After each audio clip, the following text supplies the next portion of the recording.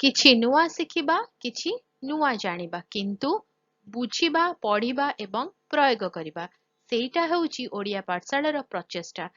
ଆପଣମାନଙ୍କୁ ସମସ୍ତଙ୍କୁ ସ୍ୱାଗତ ଓଡ଼ିଆ ପାଠଶାଳାକୁ। ଚାଲନ୍ତୁ ଆଜିର ଭିଡିଓରେ କଥା ହେବା ଭାରତର ସ୍ୱାଧୀନତା ସଂଗ୍ରାମ, ସାହସ ଏବଂ ବଳିଦାନର ଯାତ୍ରା ବିଷୟରେ। ଭାରତର ସ୍ୱାଧୀନତା ସଂଗ୍ରାମ ସାହସ, ଏକତା ଏବଂ ଅପାର ବଳିଦାନ ଦ୍ୱାରା ଚିହ୍ନିତ ଏକ ଦୀର୍ଘ ଏବଂ ପ୍ରେରଣାଦାୟକ ଯାତ୍ରା ଥିଲା। 200 ବର୍ଷରୁ ଅଧିକ ସମୟ ଧରି ଭାରତ ବ୍ରିଟିଶ ଶାସନ ଅଧୀନରେ ଥିଲା। ଏହି ସମୟରେ ଭାରତୀୟମାନେ ଅନ୍ୟାୟ, ଶୋଷଣ ଏବଂ ସେମାନଙ୍କର ଅଧିକାର ହରାଇବାର ସମ୍ମୁଖୀନ ହୋଇଥିଲେ। ତଥାପି ସ୍ୱାଧୀନତାର ଆତ୍ମା ଏବଂ ସ୍ୱ-ଶାସନର ଇଚ୍ଛା କେବେ ମରିନଥିଲା। ପ୍ରଥମ ବଡ଼ ବିଦ୍ରୋହ 1857 ମସିହାରେ ହୋଇଥିଲା, ଯାହାକୁ ପ୍ରଥମ ସ୍ୱାଧୀନତା ଯୁଦ୍ଧ କିମ୍ବା ସିପାହୀ ବିଦ୍ରୋହ ଭାବରେ ଜଣାଶୁଣା। ଯଦିଓ ଏହା ବିଫଳ ହୋଇଥିଲା, ଏହା ପ୍ରତିରୋଧର ବୀଜ ବୁଣିଥିଲା।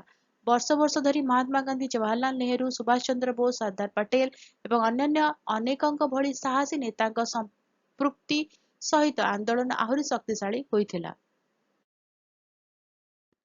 ମହାତ୍ମା ଗାନ୍ଧୀଙ୍କ ଅହିଂସା ଏବଂ ନାଗରିକ ଅସହଯୋଗ ପଦ୍ଧତି ବ୍ରିଟିଶ ଶାସନ ବିରୁଦ୍ଧରେ ଏକ ଶକ୍ତିଶାଳୀ ଉପକରଣ ହୋଇଥିଲା। ଅସହଯୋଗ ଆନ୍ଦୋଳନ, ଦାଣ୍ଡି ମାର୍ଚ୍ଚ ଏବଂ ଭାରତ ଛାଡ଼ ଆନ୍ଦୋଳନ ଭଳି ଅଭିଯାନ ଲକ୍ଷ ଲକ୍ଷ ଭାରତୀୟଙ୍କୁ ସ୍ୱାଧୀନତା ସଂଗ୍ରାମରେ ଏକତ୍ରିତ କରିଥିଲା। ଅନ୍ୟ ପକ୍ଷରେ ଭଗତ ସିଂ, ଚନ୍ଦ୍ରଶେଖର ଆଜାଦ ଏବଂ ସୁଖଦେବଙ୍କ ଭଳି ବିପ୍ଳବୀମାନେ ସଶସ୍ତ୍ର ସଂଗ୍ରାମର ପଥ ବାଛି ମାତୃଭୂମି ପାଇଁ ନିଜ ଜୀବନ ତ୍ୟାଗ କରିଥିଲେ।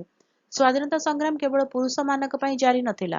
ସରୋଜିନୀ ନାଇଡୁ, ରାଣୀ ଲକ୍ଷ୍ମୀବାଇ ଏବଂ କସ୍ତୁରବା ଗାନ୍ଧୀଙ୍କ ଭଳି ମହିଳାମାନେ ସ୍ୱାଧୀନତା ସଂଗ୍ରାମରେ ଗୁରୁତ୍ୱପୂର୍ଣ୍ଣ ଭୂମିକା ଗ୍ରହଣ କରିଥିଲେ। ଛାତ୍ର, କୃଷକ ଏବଂ ସାଧାରଣ ଲୋକ ସମସ୍ତେ ଏକାଠି ହୋଇ ପ୍ରମାଣ କରିଥିଲେ ଯେ ସ୍ୱାଧୀନତାର ଇଚ୍ଛା ପ୍ରତ୍ୟେକ ଭାରତୀୟଙ୍କ ମଧ୍ୟରେ ରହିଛି। ଅଗଣିତ ତ୍ୟାଗ ଏବଂ ବର୍ଷ ବର୍ଷର ସଂଘର୍ଷ ପରେ ଭାରତ 15 ଅଗଷ୍ଟ 1947ରେ ସ୍ୱାଧୀନତା ହାସଲ କରିଥିଲା। କିନ୍ତୁ ଏହି ସ୍ୱାଧୀନତା ମୂଲ୍ୟ ଦେଇ ଆସିଥିଲା। ବିଭାଜନ ସମୟରେ ଲକ୍ଷ ଲକ୍ଷ ଲୋକ ବିସ୍ଥାପିତ ହୋଇଥିଲେ ଏବଂ ଅନେକ ଜୀବନ ହରାଇଥିଲେ। ଭାରତର ସ୍ୱାଧୀନତା ଏକ ଉପହାର ନୁହେଁ, ବରଂ ଦଶନ୍ଧି ଧରି ଚାଲିଥିବା ସାହସ, ଏକତା ଏବଂ ବଳିଦାନର ଫଳାଫଳ ଥିଲା। ଏହି ଯାତ୍ରା ଆମକୁ ଆମର ସ୍ୱାଧୀନତାକୁ ମୂଲ୍ୟ ଦେବା ଏବଂ ଏକ ଗର୍ବିତ ଏବଂ ସ୍ୱାଧୀନ ରାଷ୍ଟ୍ରର ଦାୟିତ୍ୱବାନ ନାଗରିକ ରହିବାକୁ ଶିଖାଏ। ଭିଡିଓଟି କେମିତି ଲାଗିଲା ମୋତେ କମେଣ୍ଟ କରି ଜଣାଇବ। ଯଦି କିଛି କ୍ୱେଶ୍ଚିନ୍ସ ଅଛି, ଡାଉଟ୍ ଅଛି, ତାହେଲେ କମେଣ୍ଟରେ ଲେଖିଦେବ, ଆନ୍ସର କରିବା। ଆଉ ଯଦି ଭଲ ଲାଗିଲା ଭିଡିଓଟିକୁ ଲାଇକ୍ କରିଦେବ, ଭିଡିଓ ସହିତ ସେୟାର କର, ଚ୍ୟାନେଲକୁ ସବସ୍କ୍ରାଇବ କରି ବେଲ୍ ଆଇକନ୍ ପ୍ରେସ୍ କରି ଅଲ୍ ନୋଟିଫିକେସନକୁ ଅନ୍ ରଖିଥାଅ। ତାହେଲେ ରହୁଛି, ଦେଖା ହେବା ଭିଡିଓରେ। ଭଲରେ ରୁହ, ସୁସ୍ଥରେ ରୁହ, ମୋତେ ଅନୁମତି ଦିଅ। ବାଏ।